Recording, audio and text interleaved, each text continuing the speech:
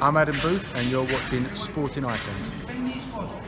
So, former super middleweight champion of the world and of course British legend, the Cobra, Carl Froch, has said that he has had offers to come back into the ring and he would be tempted with a fight with Nigel Benn.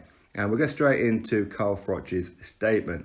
I spoke with DAZN. I spoke to a guy there and there was big money on the table. I'm talking tens of millions. I thought about it, but I didn't think for very long. I had a chat with my former coach, Rob McCracken, and he was like, listen, just leave it alone. Rob did say no, but he's all right. He's got Anthony Joshua. He don't need the Cobra. But I always said that I'd have to choose my dance partner right. I just think that I'd have a massive advantage over someone like Nigel Benn, purely because I'm 42 and he's 55. If the money was decent as well, you know what? You'd have to look at it, wouldn't you? I've always said I wouldn't fight, and I don't want to get my nose flattened. Ultimately, it's not for me though. But I'd have to think about it though, if the phone rang. Carl Froch's statement. So, what he's saying is that he has had multiple offers before from DAZN, tens of millions to come back and have fights. Who against? No idea. Maybe a multi-fight deal.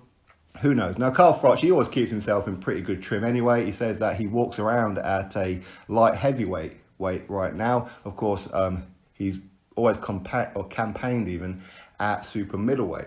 So it probably wouldn't be too much of a stretch to get down to super middleweight. But if he was going to fight Nigel Benn, of course, he's going to be fighting Bika in November. And that's going to be at light heavyweight. So Carl Froch fighting at light heavyweight wouldn't be too much of a stretch for him.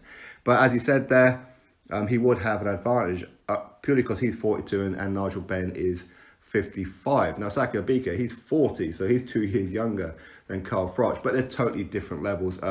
Carl Froch was always an elite fighter, whereas Bika was always a world-class fighter, but never quite an elite fighter. He did have multiple losses on his record, but Bika only ever lost to some of the best fighters around, such as Andre Ward and a Joe Calzaghe, and names like that.